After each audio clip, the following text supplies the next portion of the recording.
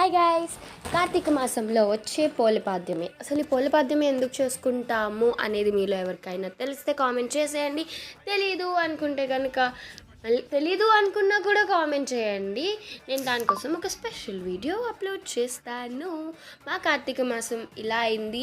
Last day పోలపాద్యం మేము ఇలా జరుపుకున్నాం అనమాట. ఎర్లీ మార్నింగ్ 4 o'clockకి లేచాము, అన్నీ సర్దేసుకున్నాము.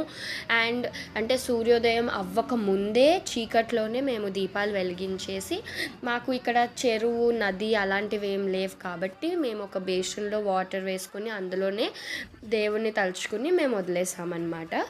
అండ్ మొత్తానికి మా పోలపాద్యం ఇలా జరిగింది. మంచిగా దీపాలతో అలంకరించాము.